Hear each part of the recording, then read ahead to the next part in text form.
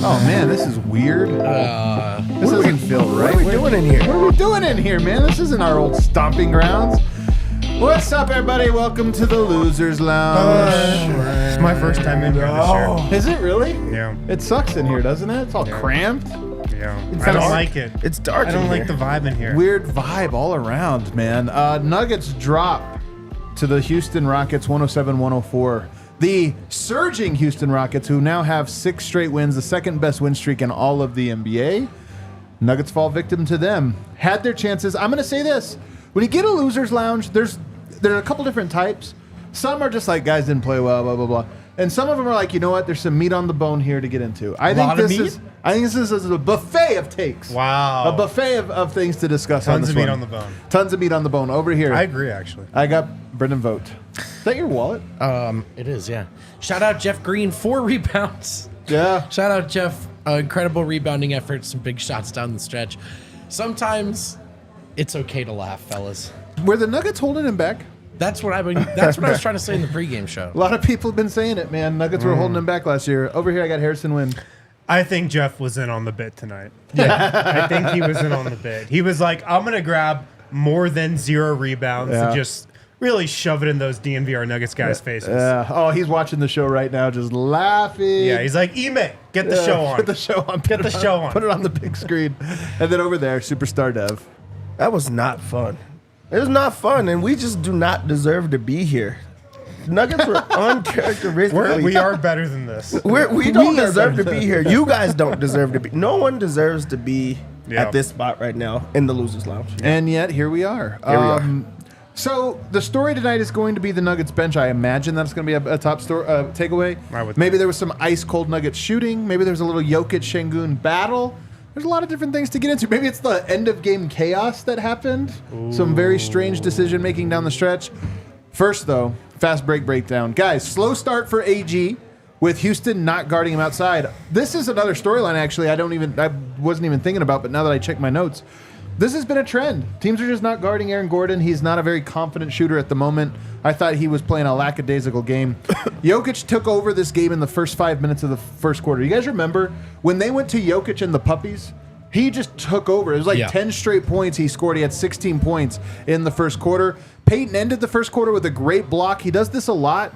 He had to rotate to like stunt and then run out on a three-point shooter and somehow got a hand and tipped the ball. He covers so much ground. And that was about the last thing we saw from Peyton Watson last thing we saw. It was one really good play. 30-23 Nuggets, off to a great start. Bench unit is the switch everything lineup. So Colin comes in and staggers with Jokic. That means Reggie comes back in and runs the second unit, at least in the first half. The worst stretch a 5-man lineup has probably played in the NBA this season. Offensively, at least. Defensively, I actually thought they did some things. It's like you play in the half court, they're going to get a stop. They're going to get a rebound. But can they score and convert? Absolutely not. They literally didn't score. They did the whole stretch. They did not score in the first half with Nikola Jokic off the floor. That bench unit got, I think, a bunch of stops. They allowed, I think, 6 points that Houston had to grind. But they literally did not score. And I don't feel they were unlucky. They didn't really get anything good. They didn't deserve to score. They didn't deserve to score. The lead was gone. Jokic comes back in. Fred VanVleet started getting it going in the second quarter thanks to very easy pick and roll coverage. You get Colin Gillespie chasing around screens. You get Jokic basically playing a drop because they were killing Denver in the pick and roll. Fred VanVleet just kept coming around, pull up mid-range jumper, getting whatever he wanted. That really came back in the second half to bite him. Jokic, though, did do just enough in the second quarter. Give Nuggets the lead, 50-46. They lost the lead. They got it back, 50-46. Jabari was killing Aaron Gordon on the glass in the second half. 2 in a row to start the half. That. Jabari Smith is not a great, he's not big. He's tall, but he's not big. AG, I just thought tonight was a little lackadaisical. Then Jokic was killing Şengün on the block. Back and forth for pretty much the whole third quarter. Up 3 when Jokic went to the bench, and this time Malone calls an audible. He says, all right, it didn't work with Reggie running the bench. Let's try Colin. Let's run the bench unit, and let's give him Colin. Same thing. Nuggets bench could not score. Strother with some bad misses in this game. I want to talk about that if we remember to. But Strother had 2 threes, I think, and they both were like way off. And it was 76-74 Nuggets, still a lead. And then the fourth quarter, Fred VanVleet noticed it was very easy to score on that Nuggets second unit. Yep. He realized just how easy it was, and he threw haymaker after haymaker, getting buckets. Then we get Jokic Zeke minutes. Malone's reaching, man. He doesn't know what to make of this lineup. He doesn't seem to know what his rotation should be. And then one of the stories of the night, Nuggets could not make a 3, man. Houston was packing the paint, just daring Denver to kick it outside and to make shots. And Denver couldn't make any of their threes. They were down 10 with under 4 minutes to go. It felt like it was over. Denver cut it to 6 with 2 minutes to go. Jeff hit another he had 2 threes in the fourth quarter. He hit one under 2 minutes. That was an absolute dagger from the wing. So you think it's over? But no, Jokic gets fouled on a rebound, so he shoots free throws. Denver gets a stop. Reggie hits a stop and pop 3 in transition. Denver's right back in it, only down to 4. Jokic gets a 3 out of a timeout. They call a timeout. Run a play. First of all, actually, they get the ball with like 40 seconds left, dribble it down, and couldn't get a shot. They actually could have gone 2 for 1, but they couldn't get an open look, and they wasted so much time. They end up having to call a timeout. They run a sideline out of bounds play. Jokic gets a 3, cuts it to 1, but under 24 seconds, so Denver has to foul. Fred VanVleet hits both, and they run a play. Very strange play. Very strange play. Very strange. Why would they do that? Throwing it, inbounding it to Michael Porter. We're like trapped in the corner. Why would they do that? It gets a steal. It's a turnover. It goes the other direction. And the Nuggets lose 107-104. All right. Dev, there's a lot to unpack there. What do you want to start? I'm going to start with how much the Nuggets truly missed Jamal in that game. They wasted a Jokic masterpiece.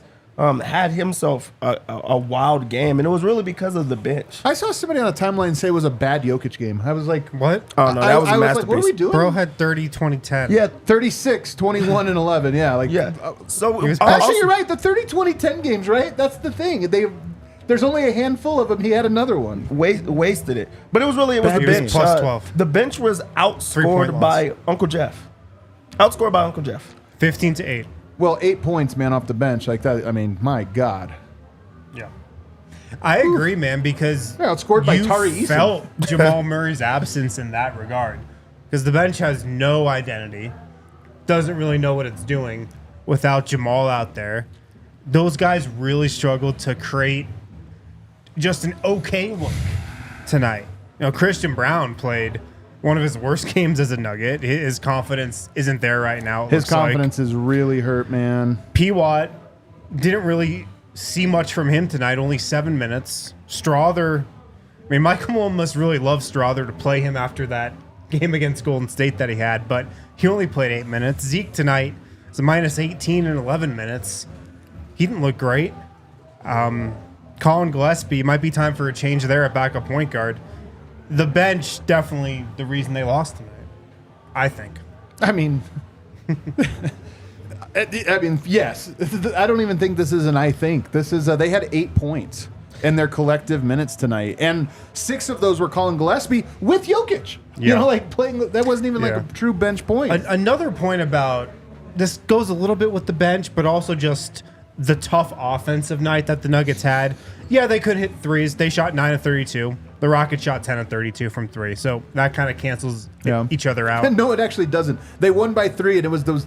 One fewer Jeff Green 3 in the fourth quarter. Then maybe it's time. Sure. But yes, your point stands. The Rockets shot 29 free throws tonight. The Nuggets shot 14. The Nuggets' inability to get to the free throw line really shows up on nights like tonight. The Nuggets are averaging the second fewest free throw attempts per game in the league. They're shooting the lowest free throw amount, the fewest free throws per game of the Jokic era right now. They're not getting to the line, and when you're not hitting threes, you're only scoring 104 points. That's not good enough. Only 2 Nuggets even shot free throws tonight. Aaron Gordon and Jokic. Nobody on the bench attempted a free throw. No surprise there. Porter didn't even go to the line. Neither did Reggie. So Denver 110 offensive rating, 110.6 according to Cleaning the Glass. That's very low for them by their standards. What about you, Vogt? Yeah, Dev said at the beginning of the show, none of us deserve this. I think I probably deserve this. I made some Jeff Green jokes in the pregame show. 15 points, 4 rebounds, and what was he? A plus 1 steal, 1 block, plus 13. And a game high plus 14. So sick. That's my fault, everyone. So shout out to Jeff Green. Also, it is an example of just the way that things can happen in the NBA, right? Like there are larger narrative concerns with the bench that exists while Jamal is out, but then it's also, if Jeff Green has a slightly worse game, Denver steals this game on the road anyway. So there are real things to talk about, but sometimes you throw your head back and laugh. Basketball Guys had a good sense of humor tonight. A little bit of that for sure.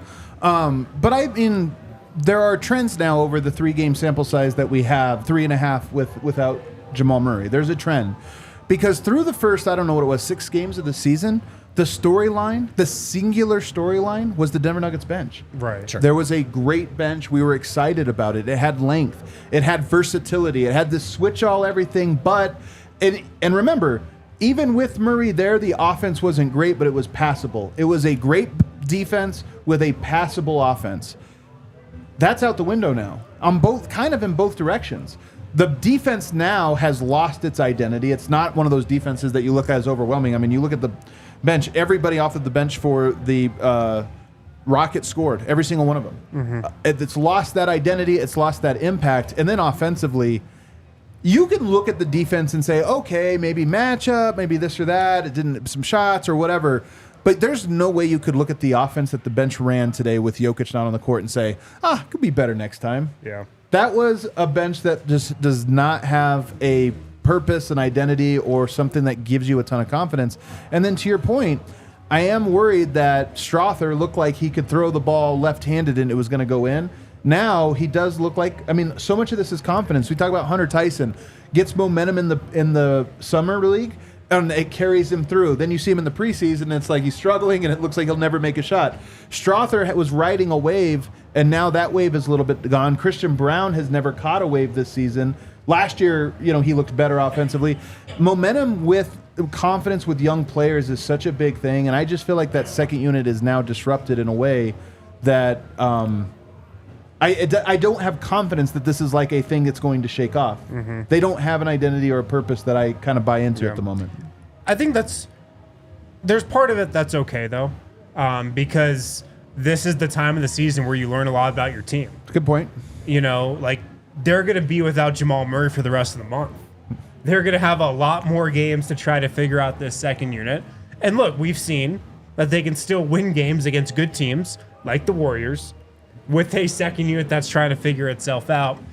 This is a great opportunity for them to try some different lineups, try some different guys off the bench, see which combinations work, and see if they can find something that sticks without Jamal. Because, I mean, this isn't like a couple game absence. He's going to be out for the next few weeks. So this is a chance for Michael Malone to see what he's got.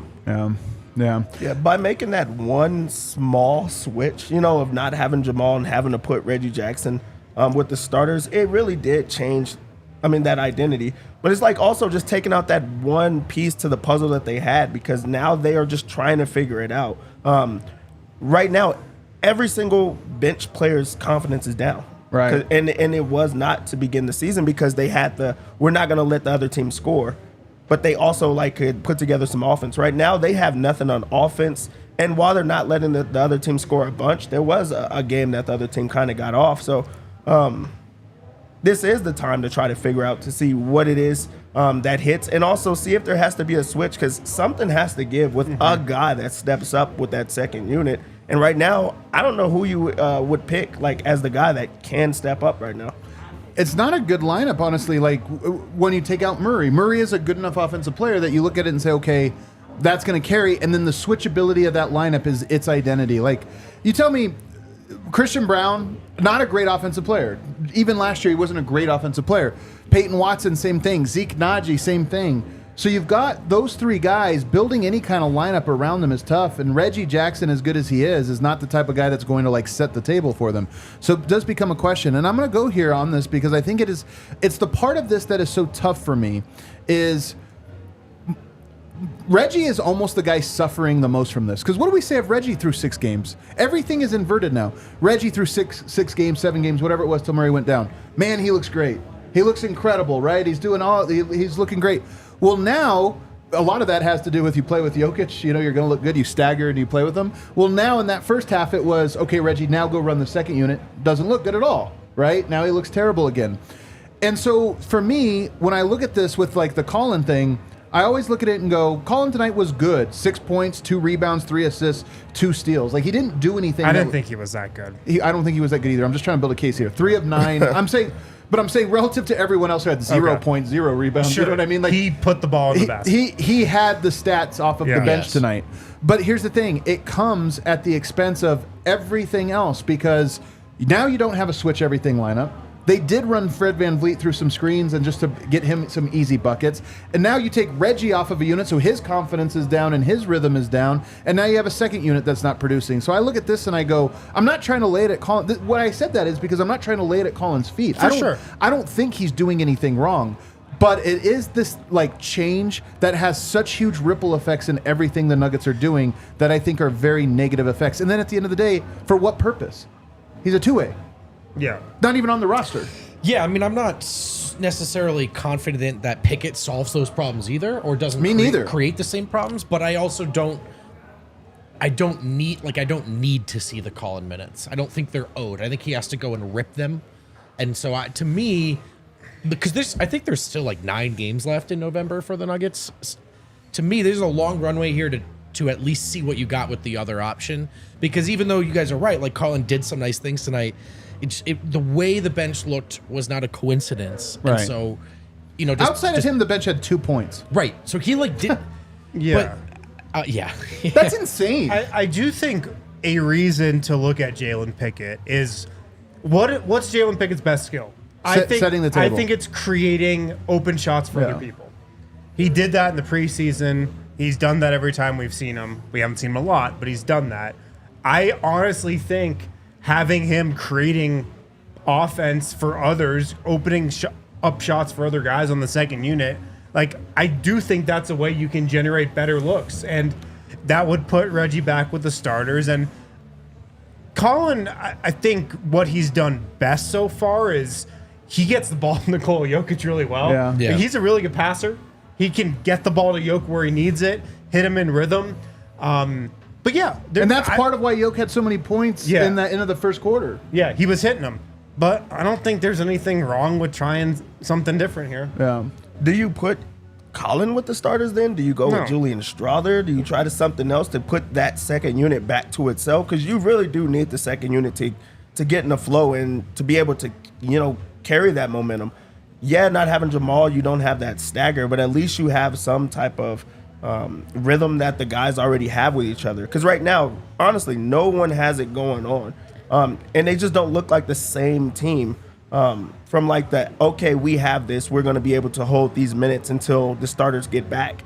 So, like, is it as simple as trying to switch off, like, with somebody else in the starters and keeping Reggie with the second unit? I don't think it is that simple, though. So, again, part of this is, like, principle.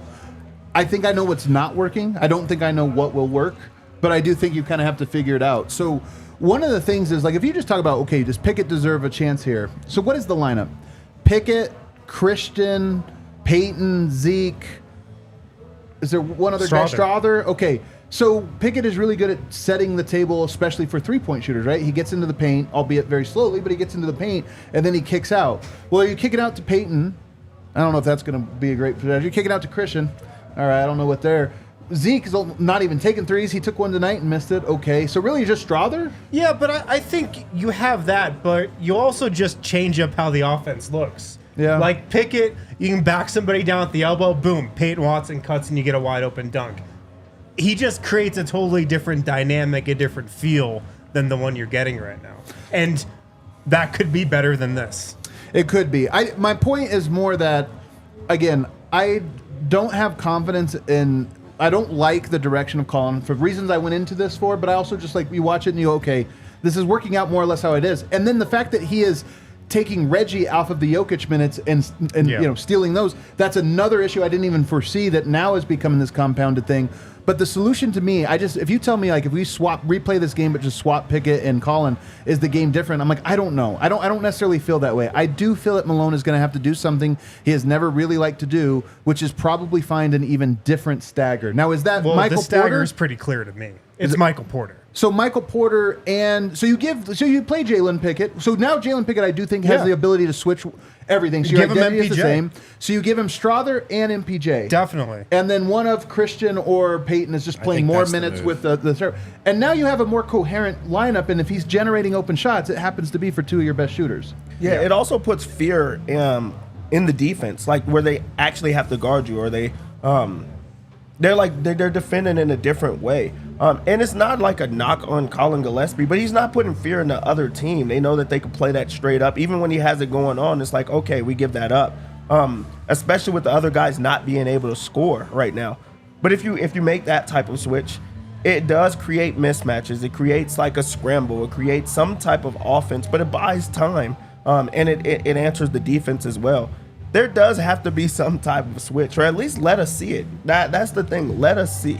My thing with the Porter stagger is I would just rather, even if that unit scores 0 points, I'd rather that unit score 0 points than a 5-man bench lineup without it. Just even if it's for short stints. We've seen that since Jamal went down, and I just think Malone's in search mode. Like, could you even describe the rotation right now? It's kind of all over the place. So it's Didn't I go into the year though? The funniest part about this is he's in search mode. Wasn't it predicted? Oh, of course. This is the funniest thing. Is like every year, Jamal Murray's hurt. That wasn't predicted. No, that's why we're here. That's why we're in search mode, because of Jamal Murray. Of course, but Harrison, people get hurt all the time. We knew somebody would be hurt. The question, it was he is probably the worst guy to get hurt because of this issue. No question. The point was more. It's a trade of Malone, and he's a great coach. He does a lot of great things, and he always arrives at the right answer. But he always takes the wrong ones first. And I just feel like this was the predictable thing of this feels like last year where you were not playing Christian Brown for whatever reason and trying literally anybody else on the roster before him. And then it was like, all right, December rolls around. Like, let's try this. And it's like, of course. He is definitely in search mode, though. You got Zeke with Nikola Jokic in the fourth quarter tonight. Yeah, that's a search. Justin Holiday in the fourth quarter the other night against the Warriors. That one worked. And it did work out. Yeah. But definitely search mode. All right, let's take a break. Zeke Nnaji, I don't want to do the thing where we scapegoat, and I'm trying to be like over the top about this. I don't think it's just a one move. There's a lot of guys that are on the struggle bus right now for a variety of reasons. Zeke Nnaji is one of them, but let's break it all down on the other side. Guys, Bet365 is never ordinary. Use code DNVR365 at sign up when you download the Bet365 app. Use code DNVR365 when you sign up. They got tons of different bets going on right now. On NFL Sundays, you can get $10 in bonus bets when you bet $20 or more on a same game parlay for any Sunday NFL game. You can get $10 in bonus bets to use on any event of your choice, including Monday Night Football, potentially tomorrow. Tons of awesome NFL bets. You know what I'm not betting on next game? Christian Brown over 0.5. I told you, bro. I told you. I thought the days off, he's going to be with confidence. Or no Harrison's confidence. telling you to pump the brakes on Christian. I can sense it. It was a vibes bet, man. I was trying to, let's go. It's vibes. With the NBA, they have this great NBA early payout offer where you can get your straight bets paid out or your parlay selections marked as winners when your team goes up by 20 points. You get paid out early. So make sure to download the Bet365 app. Use the code DNVR365 when you sign up. Must be 21 plus, physically located in Colorado.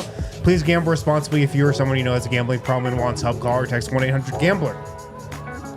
Football season is here. Big games mean big parties. And remember, it's not just football, it's an experience. Don't settle for an average catering tray. Chips and salsa, nice try. I don't want everyone else's germs and to still be hungry. No. You gotta cater with some real food, like Primo Hoagies. There's no bigger crowd pleaser than the Primo Hoagies. Made with only the highest quality Thumann's meats and cheeses, sliced fresh to order and served on Primo's award-winning seeded rolls. Baked fresh every day with locations in both Denver and Centennial. You can order your party trays in advance and online at primohoagies.com. Use code DNVR for $2 off a Primo-sized hoagie when ordering online. It's not just a hoagie, fellas. It's primo. I love primo hoagies, man. Big fan. Big fan. Let's talk Jokic real quick just to bring the vibes up. You know, Losers Lounge, we can't always just be negative vibes. 36, 21, and 11. Jokic over the last 5 games is averaging 33, 15, and 9. He is pretty good, man. He is pretty good. I thought tonight there was just a crowded paint overall. That was part of Houston's strategy. Ime, a really good defensive coach. The reason Houston's been so good, they've been very good defensively. Nobody predicted that was going to happen. They made things hard, but the thing is, Jokic can be great even when a team makes it hard. 36 points on 13 of 26 shooting, 50% shooting to go with a triple-double on top of that and a plus 12. Dude, he's being aggressive. And really, there's nobody in the NBA that can guard him. And he's just been proving it a lot. You know what I mean? Even more this year. And that was already being the most dominant player in the league. 26 shot attempts. If you're getting that from Jokic on any night, you're supposed to win the game. That's what makes, everyone so frustrated about taking this loss, because he really did have this was a masterpiece type of game where he really did whatever he wanted. And he just needed a bit of help, just someone else to go along with him, setting guys up, grabbing every single rebound that comes his way, battling inside and out. This was Jokic in his bag. He needs help. He needs help right now. Yeah. And I mean, he was a double-digit plus in a 3-point loss. Yeah. That shows you how effective he was. We were talking in the pregame show what our biggest thing we were looking at tonight was, and I said Jokic and just the energy he has tonight, because I thought the Nuggets would follow suit. He had great energy, I thought, to open this game. He was going at Şengün. He was imposing his will. He was aggressive. He was running the floor hard. He definitely looked rested after the 3 days off. I just thought he had a great energy and pace to his game tonight. But yeah, he didn't get enough help. You have any Jokic notes you want to share? I mean, going against Şengün. Yeah, well, first of all, I think it's really cool the way Şengün seems to get up for this game every time. It is cool, actually. I'm with you. I think that's cool. Can we talk about Şengün's one-legged jumpers? I was going to get to that because, first of all, every time he lifts that leg up, I'm like, oh no, this is going in. So I think it's really cool. We talk about Jokic, influencing and impacting the game. There are countless anecdotes and stories of guys, remember, you just remember the first time you lace them up against X, Y, or Z. And it's very cool and very clear that Şengün looks at Jokic that way, which is super fun. Yeah. If the Rockets had a good post-game show, they'd already come up with a nickname for that shot. Trying to look at where he was from. From Turkey. Well, I know Turkey, but I'm trying to Garrett Sambor. He's from Geresus. The Istanbul. No, not Istanbul. It's from Geresus. I'm probably saying that wrong. But no, I mean, I don't. What's there left to say about Jokic? He's the best player in the world, and the gap is widening. And I think it is cool, though. I'm with you, and I like that Şengün idolizes him. I like that he goes at him. I want everyone to idolize Jokic. Me too. So I approve of him idolizing him. And that one-legger, I don't get it. I kind of like it. I like There's it. no way you can have good loves it. balance on your shot with that, man. You know what it is, though? It's the same as the Sambor shuffle, early in the Sambor shuffle, where you don't think a guy's shooting. Like, you, as a shot blocker, you have a timing. You just have a natural rhythm of when a guy's about to go up.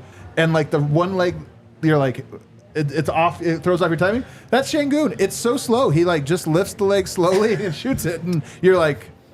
Dude, if it's a shot that he's hitting every time and it looked like he hit it every single time, you're gonna go to it. Yeah. Like, that was a good shot, and also that, like, he went straight to where Nuggets defense was allowing him to shoot that over and over. But yeah, it was awesome that he got up for that game, especially because last time he was like, I mean, this time he was outplayed, but he was outplayed last time. He's like, I'm gonna play a little bit harder, I'm gonna make it a little bit tougher, and I'm gonna show up. And this was a game that he showed up in. Although Jokic still destroyed him. I'm a little worried about Aaron Gordon, and then I feel dumb for saying this because his numbers tonight, 16, 8, and 5 with 2 block shots. He goes 6 of 10 from the field. He was a +9. Those are great numbers.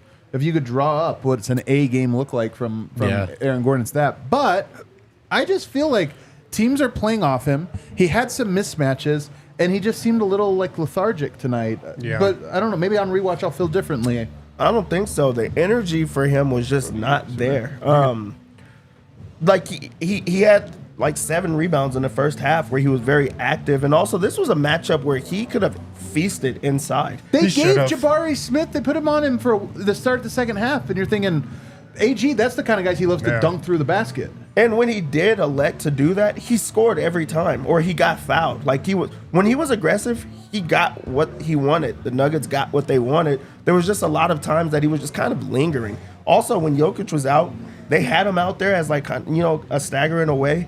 Where I thought they were going to try to run the offense through him just because of the mismatch. He's just in the corner, or he's just settling right now. And you bring up the topic of like opposing teams are just playing off of him and daring him to shoot. And he's shooting them, and they're not going in. So it's like something's got to give. Either you got to make some of those shots or just be more aggressive where it doesn't matter if they're sagging off of you. They're going to feel you every time. Yeah. He's been good to start the season. Not great, though. And if you remember at the beginning of last season, one of the biggest stories, probably the biggest story of the first 20 games was Aaron Gordon might make an all-star team. He was an absolute beast on both ends of the floor. And again, I think he's been good, not incredible. He looks a little lethargic, little slower than last year. I don't know why he'd be tired, but did he have a dunk? I don't know. But I don't remember it. He averaged 2.5 last year, over 2 last year. Yeah. To what Dev was saying, I was expecting him to put either Dylan Brooks or Jabari Smith, like, just pin him under the basket time and time again tonight. And that didn't happen, and it didn't seem like the Nuggets were really trying to get that to happen. Well, there wasn't a lot of transition play or great transition play from Denver really at all. So like a lot of that is early. It was a slow game. A lot of that is like early work, right? Like you have the mismatch, you carve it out, you dig for space, but it did. Maybe some of it when we rewatch, we'll see like they were collapsing the floor, like you said. So there just wasn't a lot of room or space for, maybe Aaron looked at it and just thought that's not what this calls for, but. I was a little higher on him than you guys were tonight. My bigger thing was when he was out with the bench, like Dev said, and he was largely ineffective. But I thought he played well. I mean, in truth, the starters were pretty good tonight. It's somebody at Media Day asked was it Media Day that asked Michael Porter about how good he's become at doing all the other things, but does he still feel like he can shoot? And we all laughed. Porter's been so good at the other things all year, including tonight. I know, man. And he went 3 of 10, which isn't the worst. I know. He had 25 points tonight, and he was this close from having 36. Yeah. It's actually weird. And I know there's the ankle, and maybe that's part of it still. And I know he said it is, but and our expectations for him are so high, but he missed that corner 3 tonight. And I just remember thinking, if that was last year, I would bet my mortgage that shot's going in. And I wasn't sure it was going in tonight, And there's just, that'll probably change. That'll probably smooth itself out. But it was a part of what was wrong tonight. Like, Denver couldn't get their 3-point shots to fall. Well, their best 3-point shooter was 3 of 10, and they needed a little more from him. He did have a very good game in some regards, but the shot is real. Like, they do need a little bit more. Like, it is part of what they're missing. His defense tonight was rough. Yeah, I think guarding a player like Fred VanVleet. Oh, yeah, they started attacking that, too. A guy like Michael Porter, and I think this is true of almost every type of player in the NBA, but a guy like Michael Porter can be really good against certain types and not other. I think Fred VanVleet's the tough type. Yeah, he's too shifty for him, and it's also a guard versus big. Like he's supposed to attack him in that, and they kept going after it. Michael Porter had like a quiet 25 and 10 in this game, like a double-double. I felt like it was. I thought his scoring was great outside of his 3-pointer. I feel like it was quiet. Like I've been saying that he didn't. Jokic didn't get much help. He got 25 from his second, best player, and it was efficient. 11 of 19 is a good game. 25 and 10 rebounds. Like his boards were great in that game. Yeah, they were. Really, I think the defense kind of outweighed that, but maybe it's me. I just felt like that was a little bit quiet from him. 8 of 12 from 2. He did a lot of good work around the hoop. I thought he rebounded it well. I still need him to just be a little stronger with the ball at times. Just play a little more physical. And I know that's not his style, but I just felt like I needed a little bit more of that from him. And then I thought that showed up on that last sequence for the Nuggets when they inbounded it. KCP inbounding it to Michael Porter. And I didn't think it was a good play. I didn't think it was a good pass. But I felt like I needed Michael Porter to come a little harder to that ball and be a little more physical.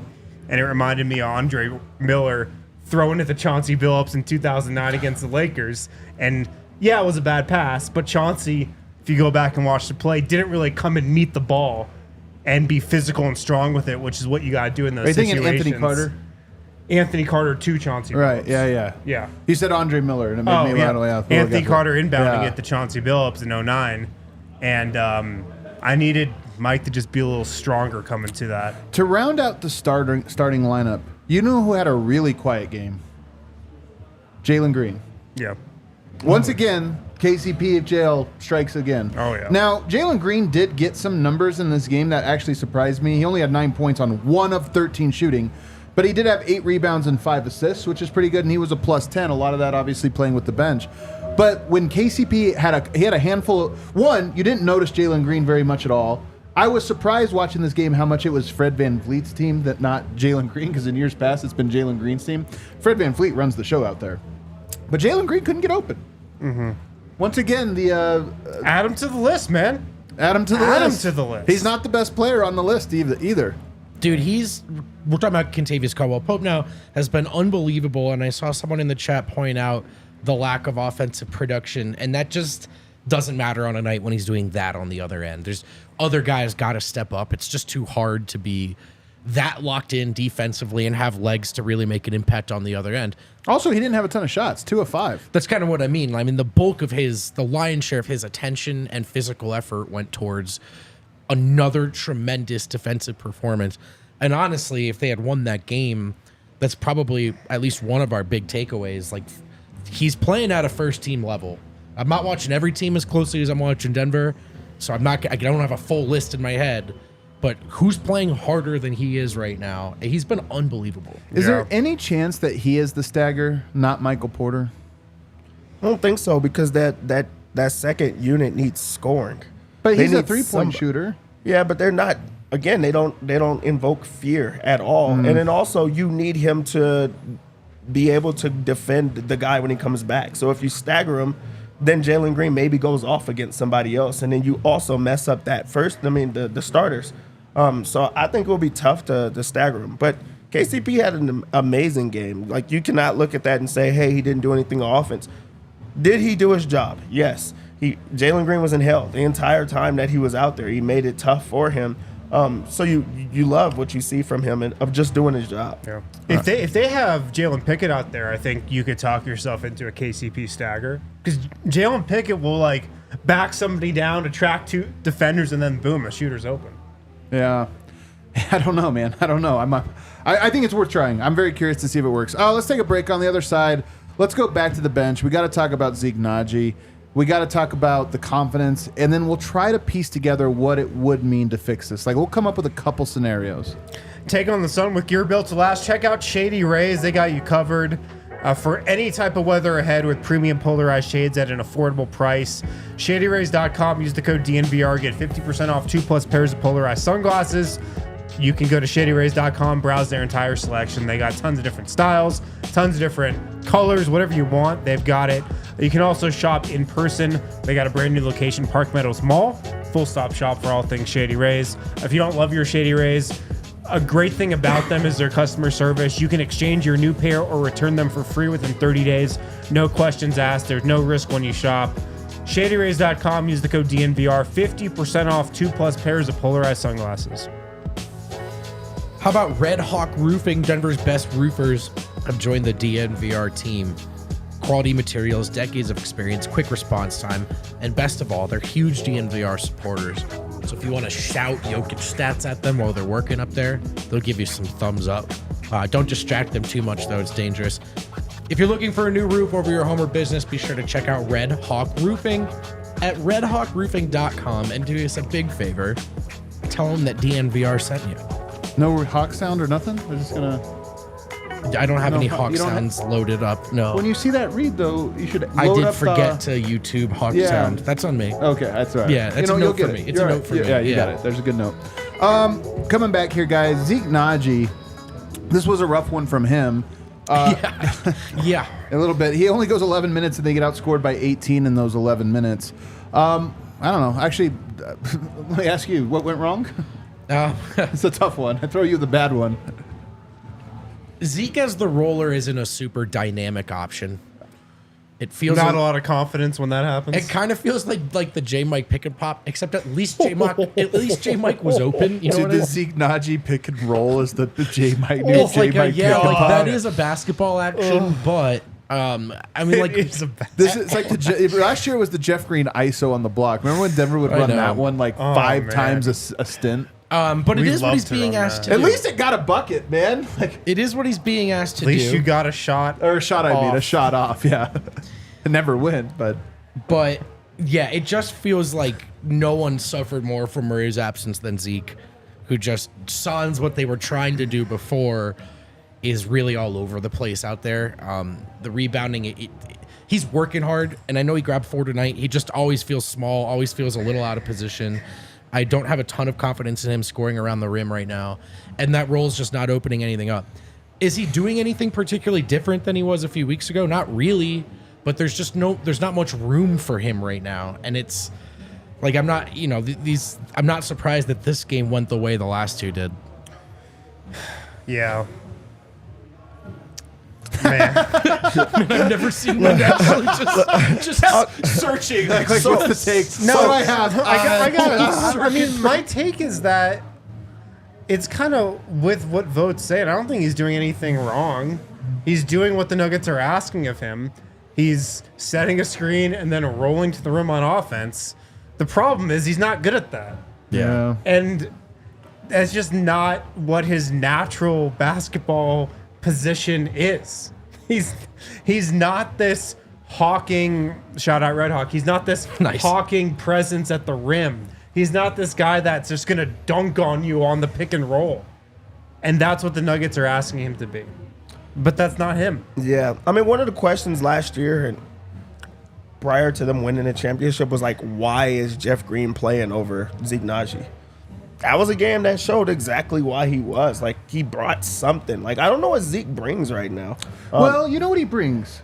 Switchability, and he's actually really good at that. But if you remove that from a lineup, all of a sudden, then it's like he doesn't bring anything. Yeah, but, I mean, if you go off of numbers, he lost the game today. Him.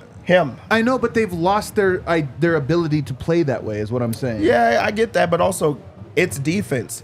He can still bring that switchability by just playing like harder on defense. He was a minus 18 in 11 minutes, and it's like you don't want to go off of that only, but as soon as he got on the floor and Jokic was out, they got nothing but bad. It was nothing but bad play after bad play.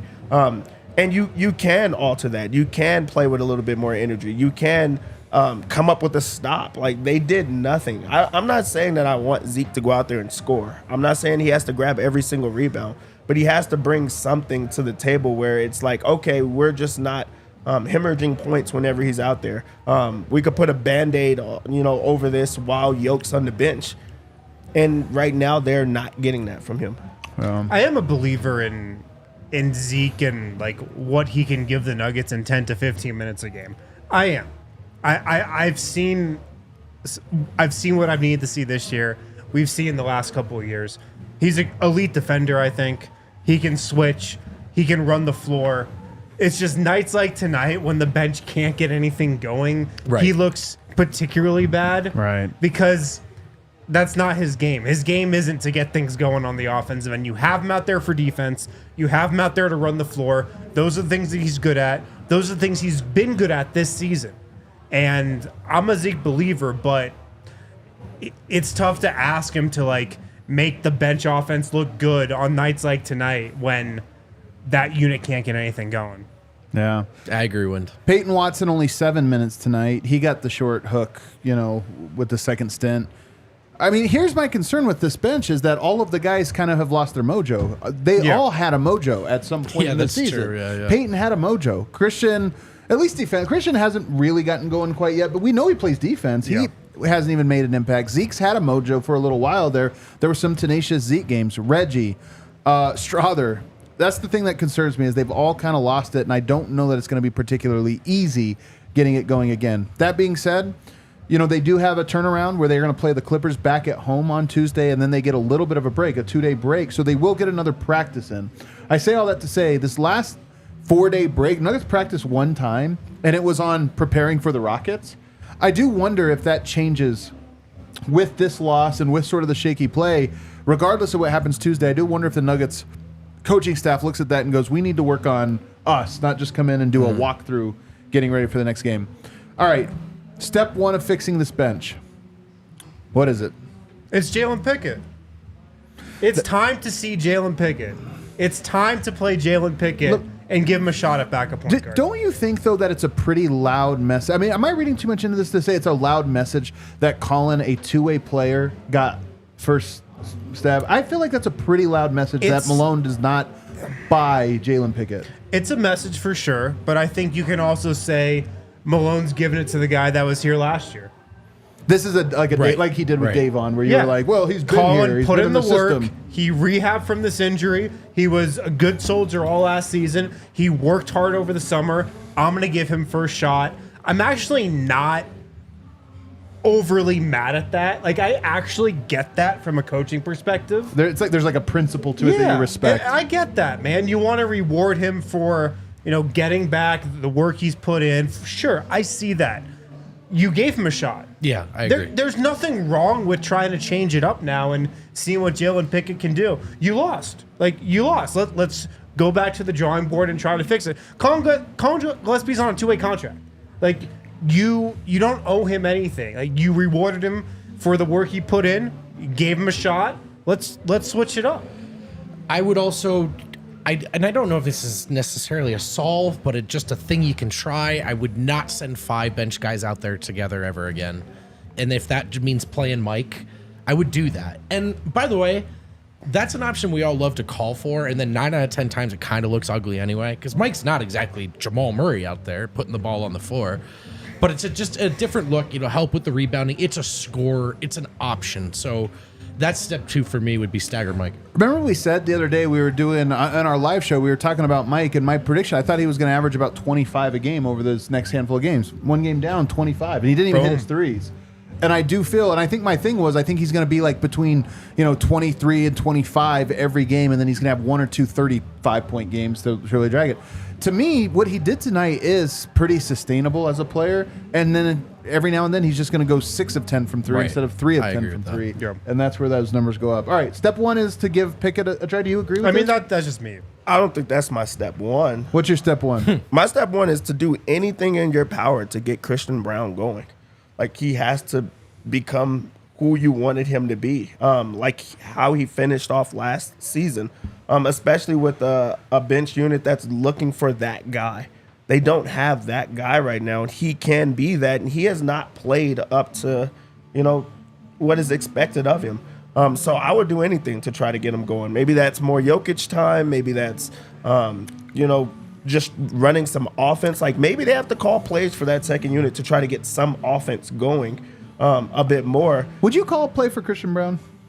I would do anything to try to get him going. What about this, Dev? When does Christian Brown look the absolute best? When they're getting stops and then running. He is good in transition, and he is good at generating transition, offensive boards, in transition, all those different things. So to me, that's the key. Is you got to figure out the defensive aspect here to get that up to being that swarming.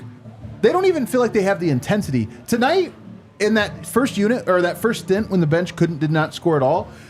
They were playing okay defense, but they weren't playing like tenacious defense. Mm-hmm. You know what I mean? They were almost playing contained defense. Do you think that means pushing the pace with the second unit?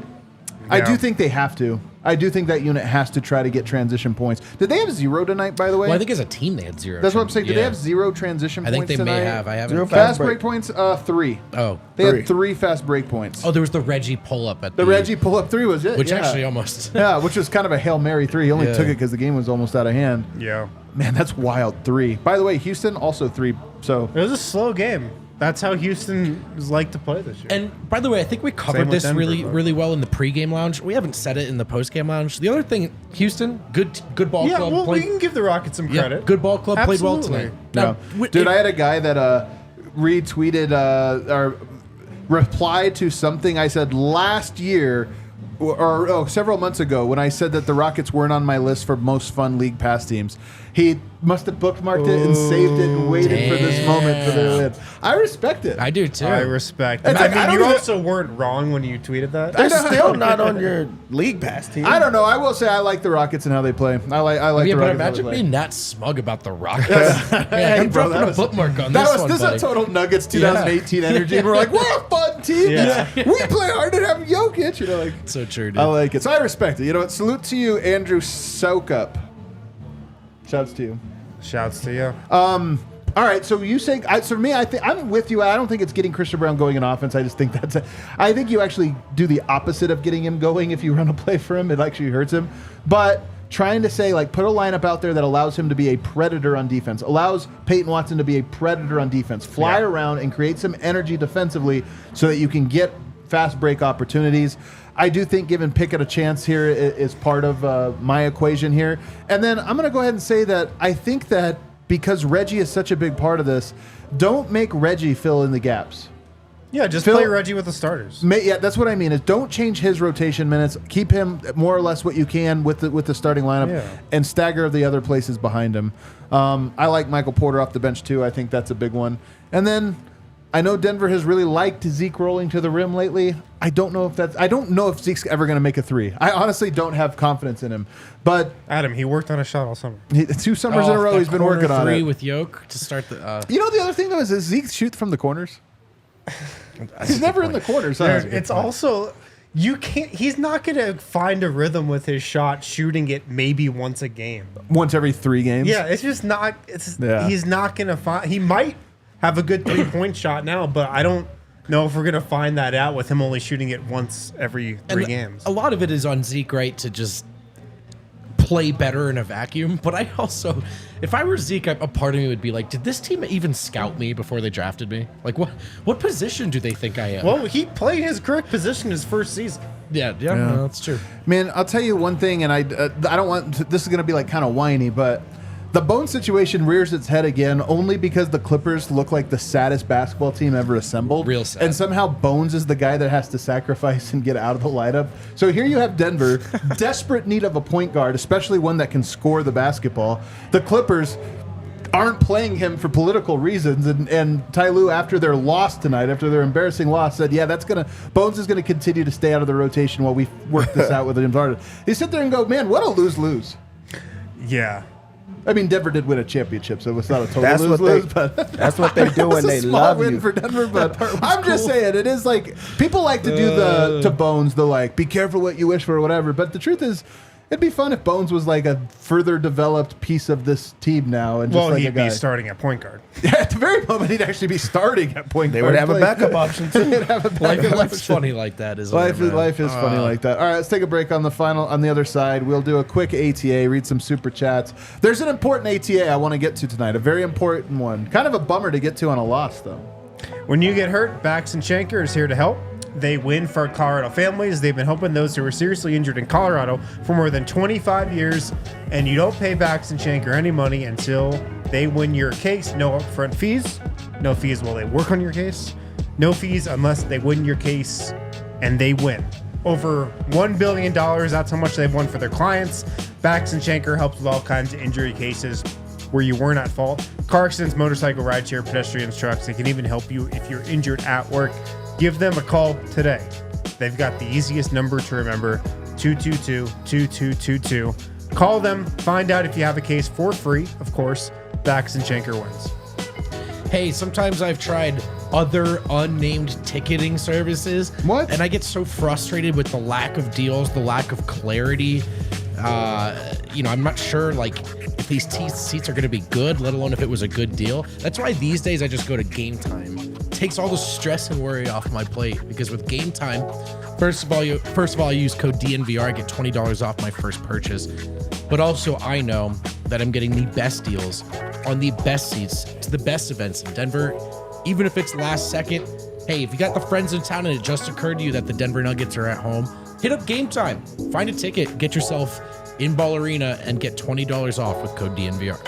Alrighty, back here, final segment. Let's go around the association, shall we, Kel? Let's do it. ATA. Kill, can you get your ATA. finest ATA graphic? there it Thank you, is. sir.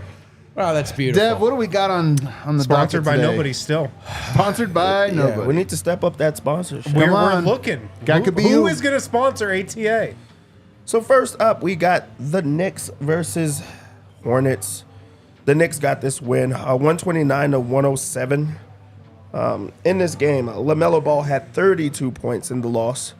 On the other side of things, it was R.J. Barrett with 24 points, Julius Randle with 23, and Jalen Brunson with 20. Oh, good news, though, for the Hornets. They get Miles Bridges back. Oh, that's great. And they said he's going to play significant. No, I'm sure he is. Brooklyn gets the win, 102-94 over the Wizards. What about Bilal Coulibaly? You guys ever been following Bilal Coulibaly? The Frenchman? Yeah, the Frenchman. Originally, he's pretty good, man. Defender. I haven't. Well, the Wizards need some of that. Well, Mikal Bridges was the one that did it all in this game. 27 points, 13 rebounds. He's not bad. Nick Claxton had 10 points, 13 rebounds. And Day'Ron Sharpe, 12 rebounds. So they had to win the rebounding battle over there. My guy Cam Johnson can't shoot this year. I don't know what's going on. It's like He's hurt. Cam Thomas has zapped all his powers. He's hurt. That's the only reason. Cam Thomas, they would have won. They would have blown him out if he There's was not there. enough threes to go around. Cam Thomas has taken them all. This was a banger of a game. The Memphis Grizzlies get a 105-101 win Close over game. the Clippers. Oh, man. Man, my favorite Close Sunday game. activity right now is watching the Los Angeles Clippers play. Dev, it looks My like favorite activity. It was a really close game. How was James Harden? How did he do? Well, first off, on the other side of things, Desmond Bane had 27 points. Let me see how James Harden did. We took him out paced. Minus In 28. improv, we That call was- that a yes and. Don't try to throw the man off his game like That's that. when believe Yoke this. throws an oop to Zeke Nnaji and he comes down with it. And Couldn't goes go back opposite. up. I couldn't go What are you doing? opposite. My bad, Dev. You Don't got ever it. try that again. My bad, Dev. You got it. James Harden was horrible in this game, honestly. Like, it was an atrocious game. Minus 28. Minus 28. Minus 28. That was... the craziest part is when Russell Westbrook was out there, they were winning. Things were going well. They decided to take him out for James Harden. James Harden had a late air ball in this game, my like to God. tie the game up. At least Paul George hits the side of the backboard. What's the earliest James Harden can ask for a trade? Can Yesterday, he be traded? Like, does he have to wait a couple weeks, or Is can it he just? possible for him to be traded? Why not? there's no way anybody wants that. There's not one team. I'm sure there's one team that There's can not, talk because the themselves Rockets are into like, it. Dude, man, it's gonna be the this Suns. is so great. The Suns will be like, you know what? Let's do it. I don't know. We don't need a center. It's The fine. Hornets might be able to use them. Nurkic. I don't know if they could, man. The Wizards could talk themselves into it, I bet. Their culture couldn't get man. any worse. Dude, how about the Rockets saying no thanks to James Harden and immediately cashing out on that stock? They Unbelievable. They were were great. right. Bro, They were right. They're even They're- playing without they- Kevin Porter, who was like a big part of their like team as well. Okay. All right. Yeah. The Sixers, they continue to play really well. This is the and one. It hurts. Are you talking about the 8-1 76ers? 8-1. Embiid has been going insane. First off, if you want your team to get going, which the Nuggets need desperately right now, you got to play against the Pacers. Yeah. They get everybody's confidence up. People are like scoring whenever they want to there. 137, 126. How many assists did Tyrese Halliburton have? Did he have like 10, 11? 17. What? Jesus. 25 points, That's so 17 many assists. assists. That is insane. Like, really, He's you so can damn score whatever you Zero want. turnovers. So, 17 to 0. I Assists to love turnover. Tyrese Halliburton. he's so damn 17 to good. 0 is wild. He is so good. Joel That's Embiid crazy. had 37 points, 13 rebounds, 37 and 13. Man, if you get that from your second best player, you're like The other Tyrese, cooking. 50 ball. He had a 50 ball. Now that's a top They option. had 87 with just them two combined. Like, that is... All right, we got to talk about this because, you know, shouts to the All NBA show. Me and Tim Legler been doing that. Twice I've watched the 76ers now to like do deep dive on them, right? Try to get into them. Can you put your feet down? What's wrong with my feet? No, sorry. I don't want to. You're in the flow. You're in a flow. That's on me. Tyrese Maxey is a hell of a player. And more to the point, man, I got to give a shout to my guy, Spike Eskin, because I love it. He had a great take the other day on his show where he was saying that Joel Embiid is not a leader. He's conceding this, you know, he's not a leader, but that he takes on the energy of whoever is the leader of the team. So you have James Harden. Joel Embiid's going to take on that energy, and we've seen Joel Embiid. I know this is it's like actually almost sad or whatever, but he's like, you've watched him in Ben Simmons era. All of a sudden things are going south. Joel Embiid goes south. Harden, whatever. Tyrese Maxey, this kid, man, is special, not only in that he is an incredible talent, phenomenal three-point shooter, phenomenal deep three-point shooter, one of the fastest dudes, becoming an increasingly good passer, but I love the spirit of this dude. Yeah. He is like a no BS. He's not like... He's kind of the opposite of Joel Embiid, to be honest with you. He kind of has Jokic energy. If you want to know the truth, like he kind of has a Jokic energy to him, where he's just like does everything right, doesn't seem to play with an ego or this or that. 3 free throws. What an ethical 50 ball. A very ethical 20 of 32 shooting. But I look at this and I go, that 76ers team has better vibes than they've ever had. Yeah. Better vibes, not more talent or this or that. But it just seems like, and I heard a story over the summer. I think this was in Zach Lowe's article. Today, actually, that over the summer, Drew Hanlon, works out with Joel Embiid. You've heard of him, right? Well, Tyrese Maxey went to be an intern for Hanlon just so he could get used to throwing the ball to Embiid. Where do you like it on post-ups? Where do you like this stuff? That's a cool detail. I hear this story and I go, damn it.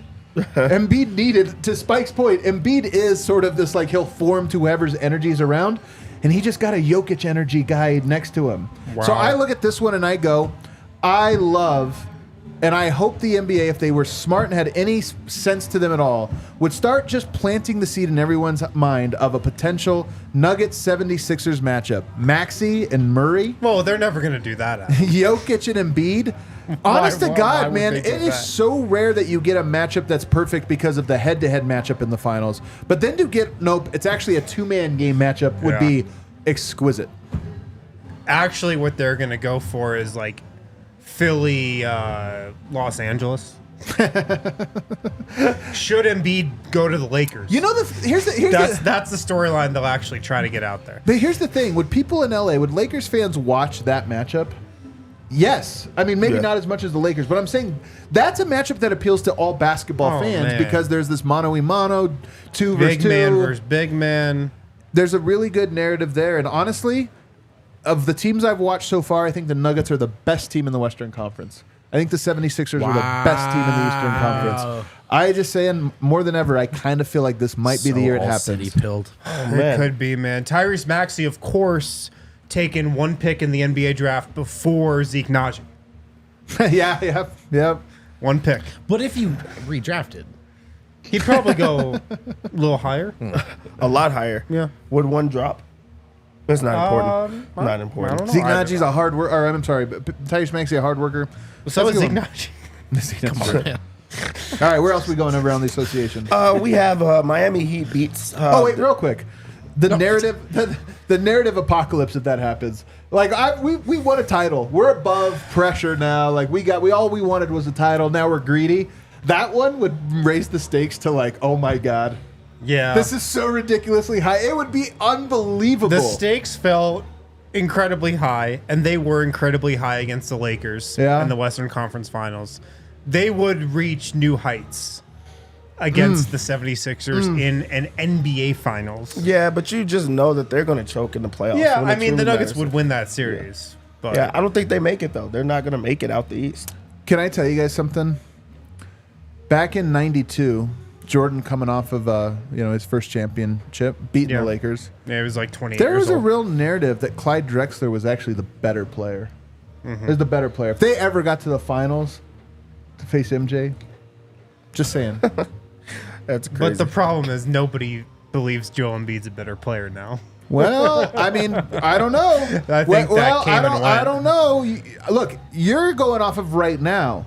But you fast forward this all the way, and then Hanlon's out there going, who else is averaging 34 points, turnaround jumpers, this and that, and they're the 1 seed overall. I'm telling you, you say this now, but people forget, man. It's the one eternal truth about the NBA. People forget what happened 3 weeks ago. Yeah. And they look at the shiny new thing and are like, that's the best player. I feel like you're 5 minutes away from being on Drew Hanlon's side. Yeah, I know. Are you going to intern for Drew Hanlon this summer? PHOI over here. Holy smokes. I'm telling you, I'm hyping Tyrese Maxey. He is. I'm just saying, now that Philly has a real top option, I agree they look like contenders.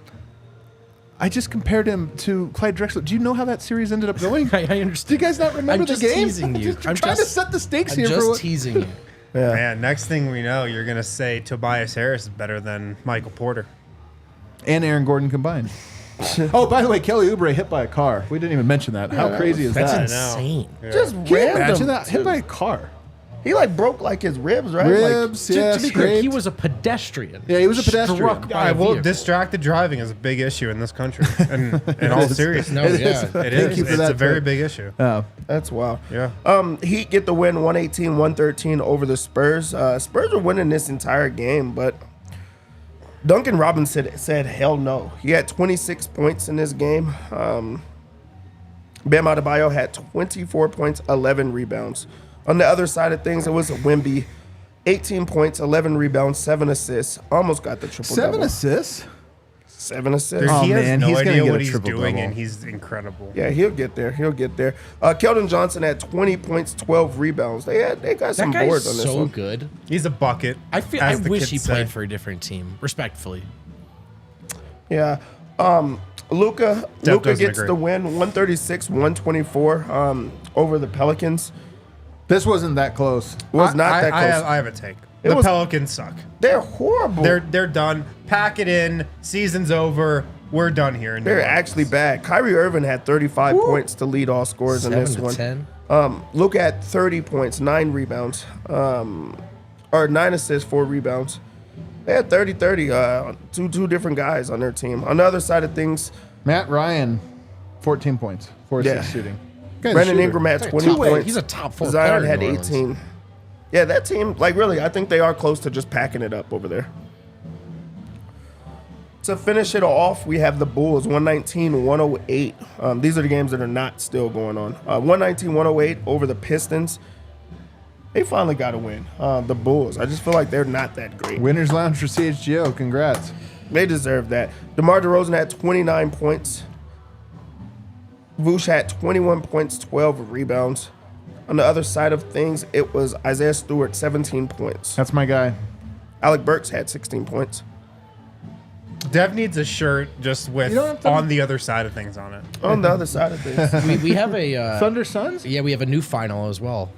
Oh, give it to me. Thunder just went final with a Okay. 111. Suns won that when it's at home. It's Yeah, in Phoenix. that's right. No, that's Bradley wrong. Beal back in Adam. the Oh, lineup. that's What? wrong. Interrupting again. What? The Thunder won 111-99. You gotta be That kidding is me. Let's see. What do we got here? Jalen Williams, 31 piece. Bro, that dude is a bucket. SGA 35, unless he's playing KCP, he looks like a first teamer. What do we got over here in Phoenix? Well, I mean, he probably had like Josh Okogie defending. him. Yusuf Nurkic, 1 of 6 from the floor, minus 15. That doesn't sound Shocking. like him. Bradley Beal, 6 of 18 from the floor, 33%. Well, he's coming back from an injury. Minus 18. Man, you know what they're saying out in Phoenix?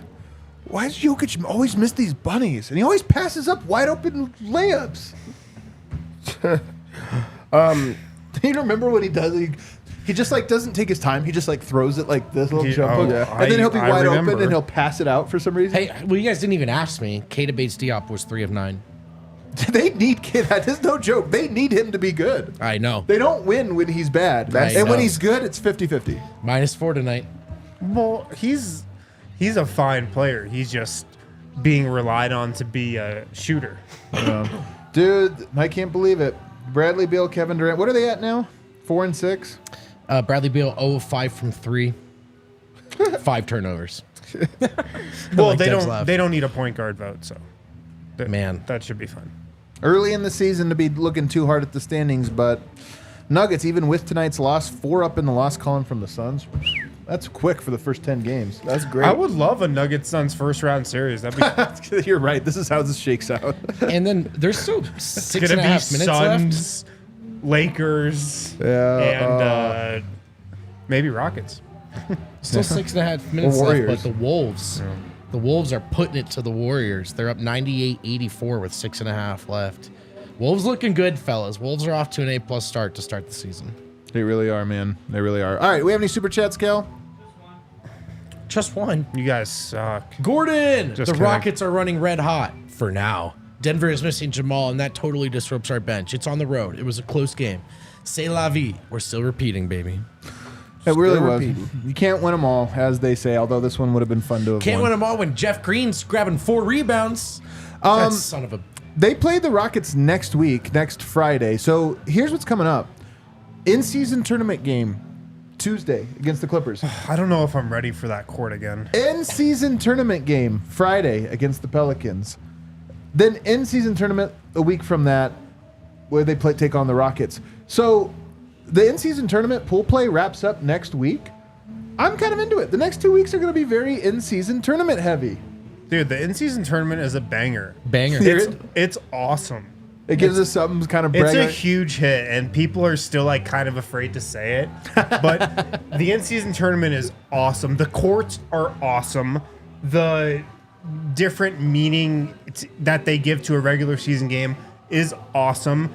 The knockout round of the in-season tournament is going to be awesome. The Final Four in Vegas is going to be awesome. It's a hit. The only 2 teams in Group B, that's the Nuggets' group, that don't have a loss, Nuggets and Rockets, both 1-0.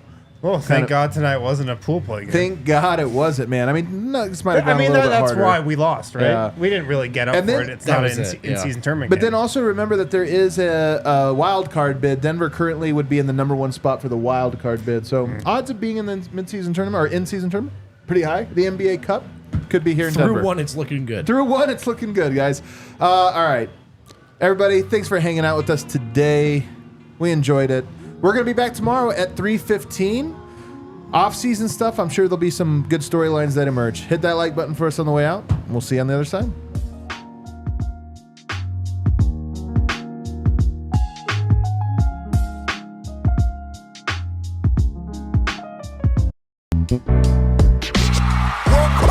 We all silly like the mayor.